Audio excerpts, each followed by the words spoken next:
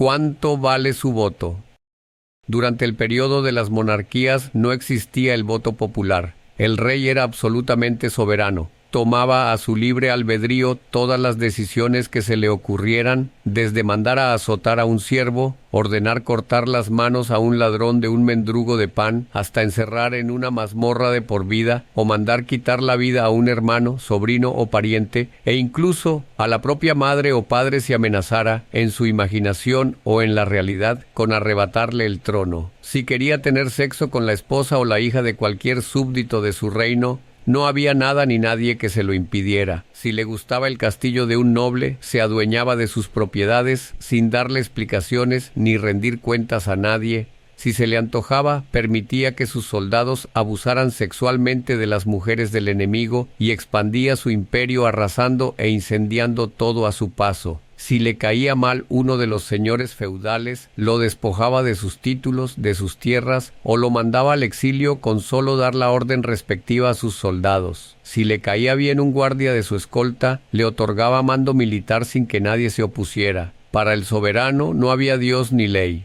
Para los caprichos del monarca no existían límites. Podían hacer y deshacer cuanto se les viniera en gana. Nada ni nadie tenía el poder para controlar incluso actos extremos de locura. No existía la separación de poderes. El Estado soy yo, pregonó Luis XIV de Francia, el Rey Sol, para enfatizar que en su persona se concentraban todos los poderes públicos que hoy se conocen, ejecutivo, legislativo y judicial. Sin duda alguna, la Revolución Francesa, que se desarrolló entre 1789 y 1799, es el acontecimiento político, social, económico y cultural que mayor impacto ha ejercido sobre la liberación de los pueblos de sus opresores en el mundo y el logro de mayores niveles de libertad.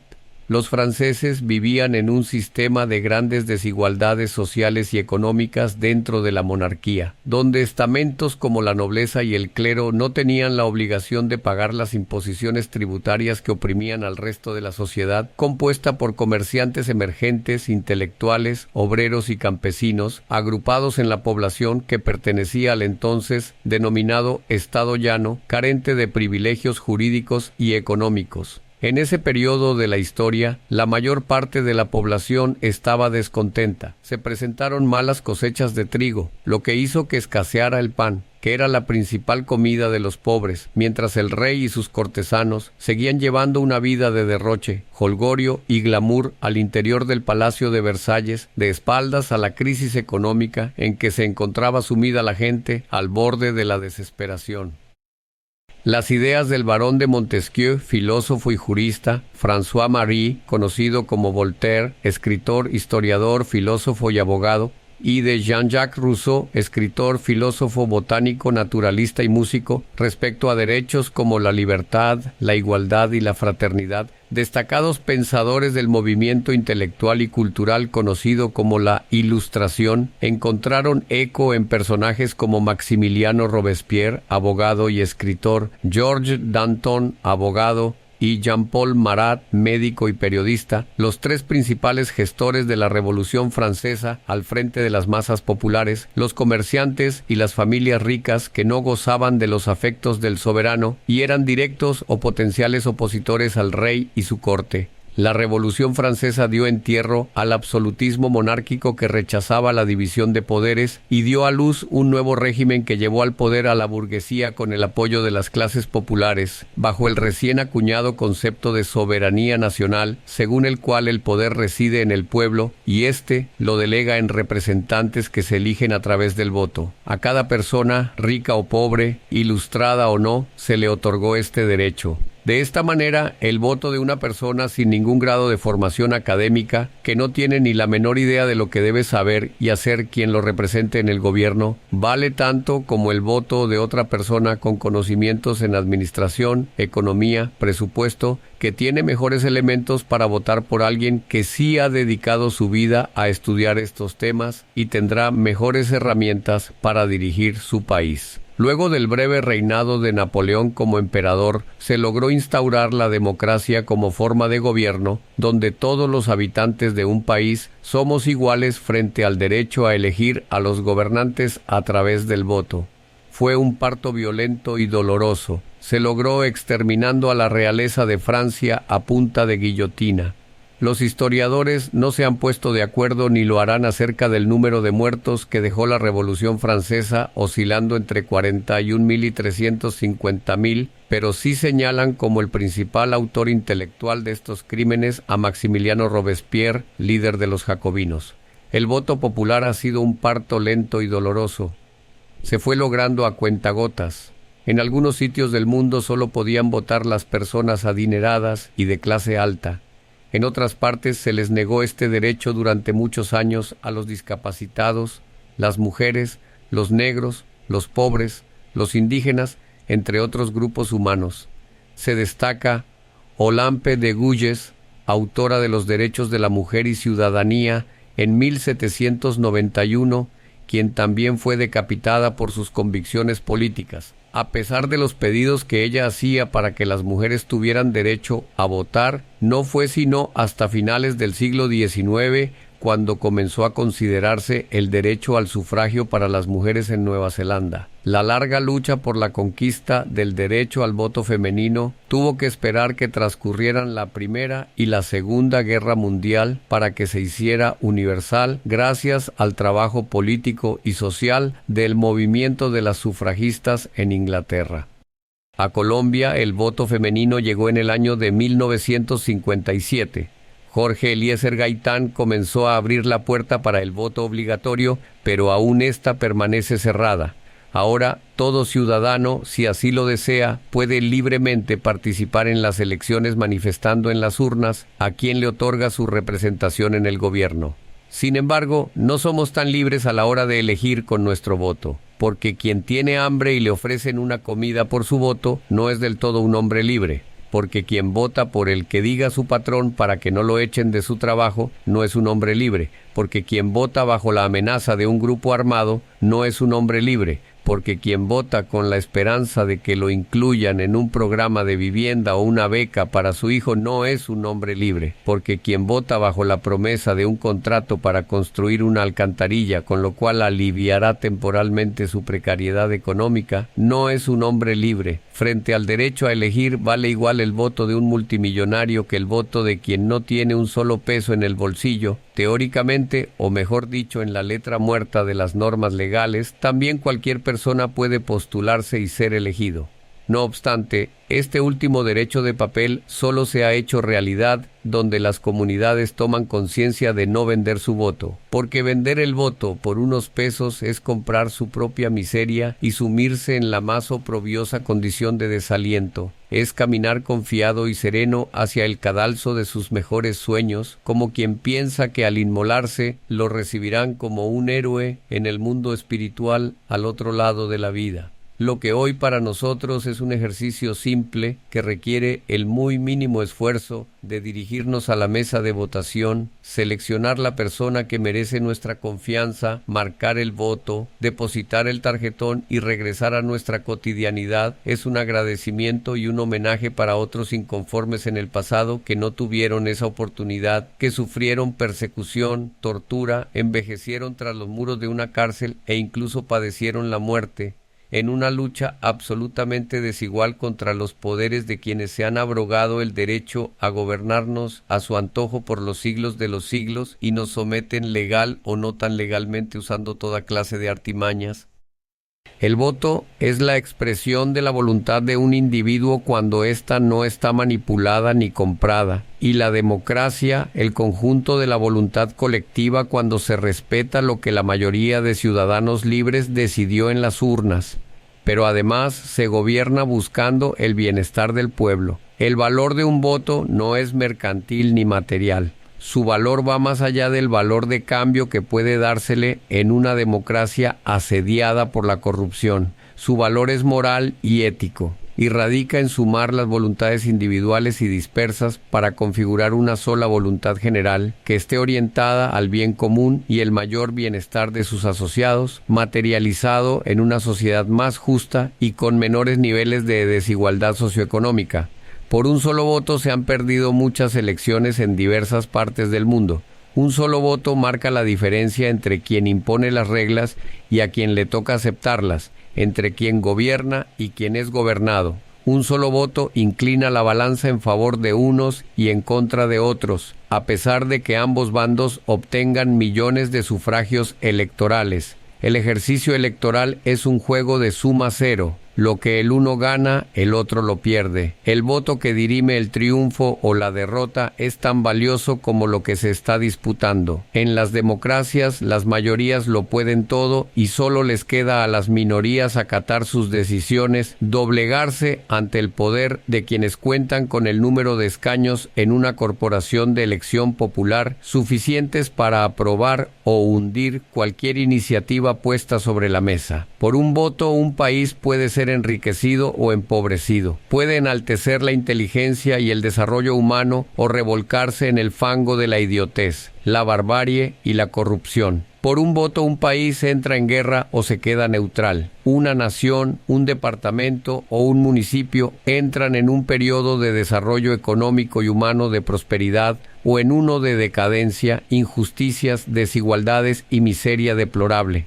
Por un solo voto, millones de personas pueden gozar de libertad o ser sometidos a la opresión. Un solo voto, 37, puede garantizar una vida digna o una vida para la mayoría de los gobernados llena de dolor y sufrimiento. Un solo voto puede entregar el derecho a gobernar a los mejores seres humanos o a los peores, malvados e ineptos, convencidos de la preeminencia de los objetos, las cosas y lo material sobre la dignidad humana. Su voto puede sumarse a quienes gozan promoviendo la violencia, el dolor, el sufrimiento o a quienes luchan por mayores niveles de calidad de vida.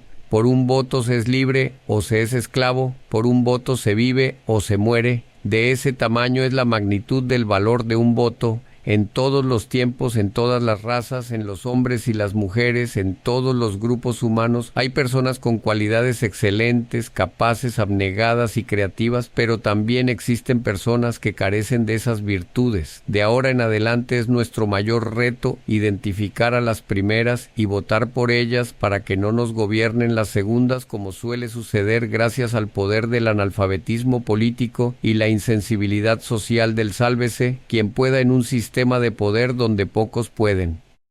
El voto es la expresión de la voluntad de un individuo cuando ésta no está manipulada ni comprada, y la democracia, el conjunto de la voluntad colectiva cuando se respeta lo que la mayoría de ciudadanos libres decidió en las urnas. Pero además se gobierna buscando el bienestar del pueblo. El valor de un voto no es mercantil ni material.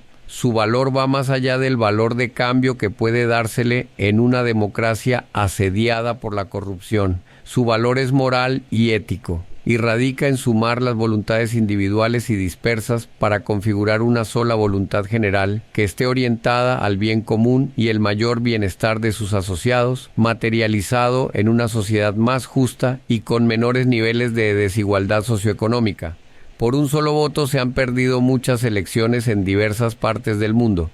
Un solo voto marca la diferencia entre quien impone las reglas y a quien le toca aceptarlas, entre quien gobierna y quien es gobernado. Un solo voto inclina la balanza en favor de unos y en contra de otros, a pesar de que ambos bandos obtengan millones de sufragios electorales. El ejercicio electoral es un juego de suma cero. Lo que el uno gana, el otro lo pierde. El voto que dirime el triunfo o la derrota es tan valioso como lo que se está disputando. En las democracias, las mayorías lo pueden todo y solo les queda a las minorías acatar sus decisiones, doblegarse ante el poder de quienes cuentan con el número de escaños en una corporación de elección popular suficientes para aprobar o hundir cualquier iniciativa puesta sobre la mesa. Por un voto, un país puede ser enriquecido o empobrecido. Puede enaltecer la inteligencia y el desarrollo humano o revolcarse en el fango de la idiotez, la barbarie y la corrupción. Por un voto, un país entra en guerra o se queda neutral. Una nación, un departamento o un municipio entran en un periodo de desarrollo económico y humano de prosperidad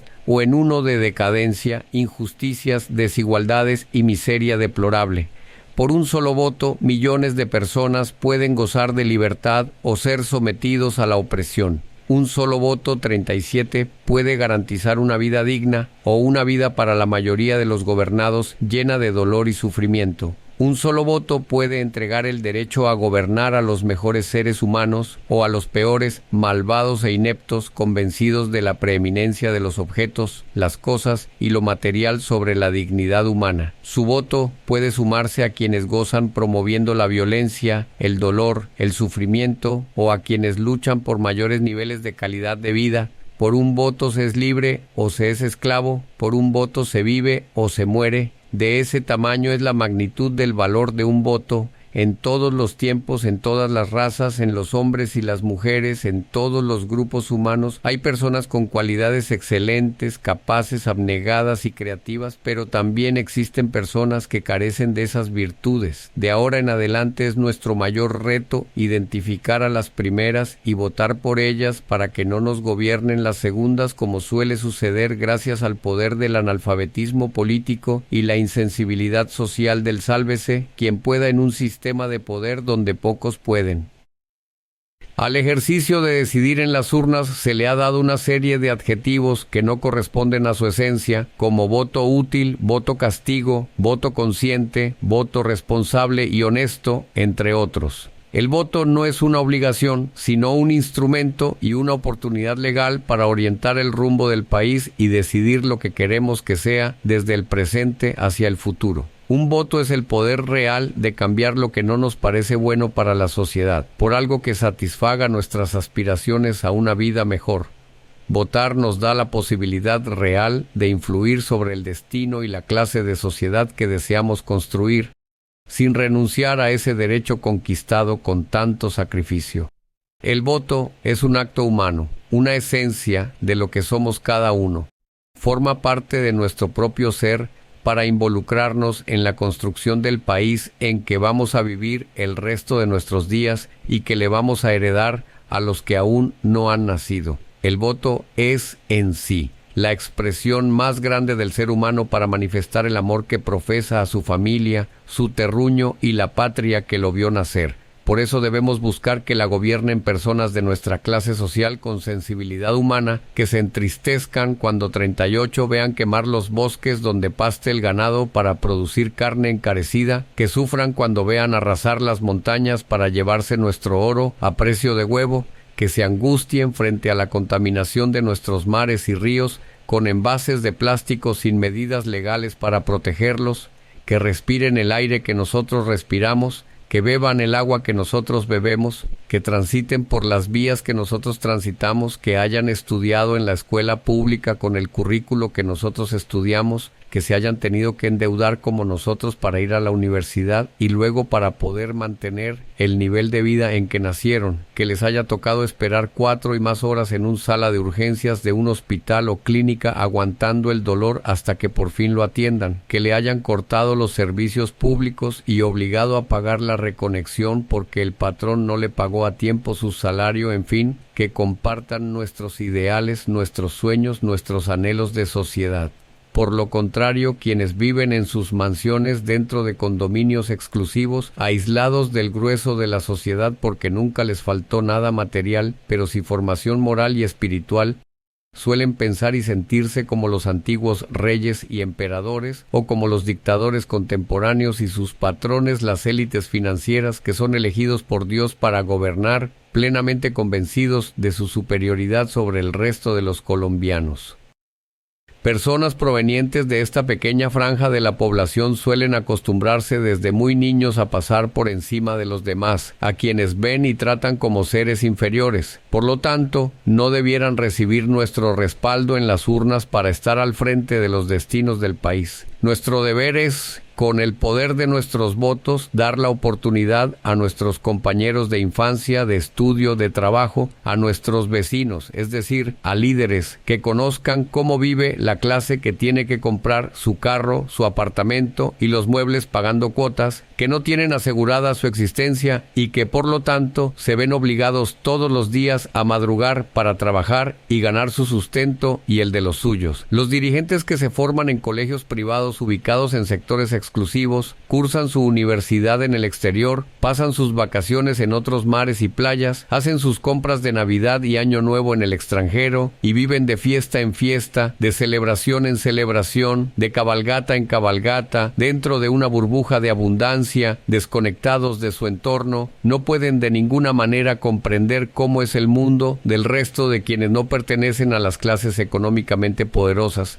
que si no trabajan se tienen que apretar el cinturón o incluso en los sectores más pobres no comen. Ellos jamás han montado en un transporte público, no han tenido que juntar las monedas para completar el pasaje, no les ha tocado amanecer en un trancón en las carreteras nacionales, no han tenido que hacer una larga cola bajo la lluvia o el sol para que les den una cita médica, no han sufrido la angustia de no tener con qué pagar la cuota atrasada en el banco o completar la nómina de su negocio o de quien les preste algo de dinero para llegar al final de mes o de quincena, como sí nos ha tocado a la inmensa mayoría de los colombianos.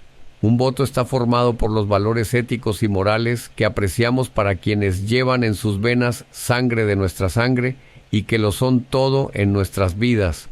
Su voto le da derecho a exigir a las autoridades que tengan como fin supremo el bienestar suyo, el de sus descendientes y el de la sociedad en general, anteponiendo la dignidad humana a la generación de dividendos económicos. Si no se ejerce ese poderoso derecho ganado con la sangre derramada por tantos seres humanos a lo largo de tantas luchas que nutren la historia de la humanidad, se está renunciando al bienestar presente y al devenir propio y de las nuevas generaciones para que vivan en una sociedad justa, respetuosa, próspera y gratificante, con mayores niveles de felicidad humana de la que todos nos sintamos orgullosos. Traer hijos al mundo sin ocuparse de las condiciones en que van a vivir es una irresponsabilidad que no tiene perdón de Dios. Permitir que sus descendientes transiten los caminos tortuosos de la violencia, la falta de oportunidades de desarrollo humano y el desempleo es no tener corazón, cuando a la distancia de un voto se puede inclinar la balanza en favor de los seres humanos en lugar de en favor del mercado,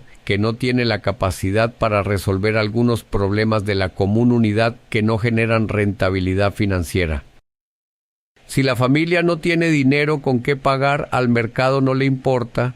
Si no hay comida en su mesa, si millones carecen de techo y muchos no tienen ropa ni abrigo, si sus hijos no pueden ir a la escuela, si las calles no son seguras y el entorno no está limpio, esos no son asuntos que preocupen al mercado. El mercado no es una monjita de la caridad que cure a los enfermos y se ocupe de los más necesitados. Es en estas circunstancias que, al frente de los destinos del Estado, debemos tener personas con sentido de solidaridad humana, dispuestas a trabajar arduamente para que esas fallas del mercado se subsanen. Es mi responsabilidad, su responsabilidad, la responsabilidad de todos elegir con nuestro voto a dichas personas.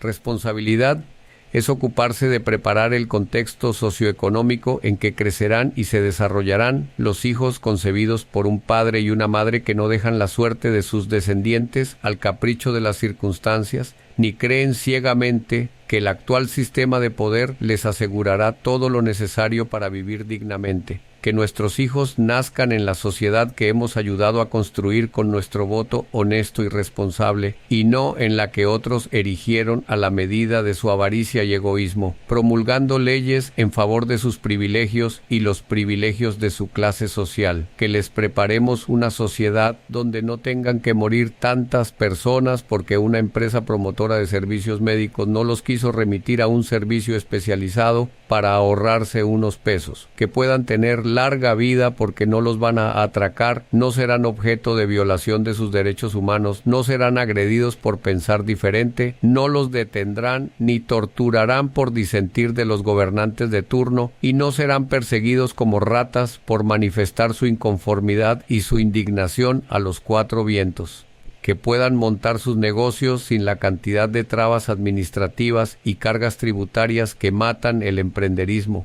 Que no tengan que pedir permiso al gobierno a cada momento para poner en marcha sus iniciativas. Que encuentren en los agentes de tránsito un apoyo y no verdugos que imponen comparendos como si fueran empleados de las aseguradoras. Que encuentren en el agente de policía a un ser humano con sensibilidad humana, que los proteja de ladrones y maleantes, y no alguien en quien no se pueda confiar, no alguien a quien los niños teman y que se la pase de compinche con expendedores de droga y delincuentes.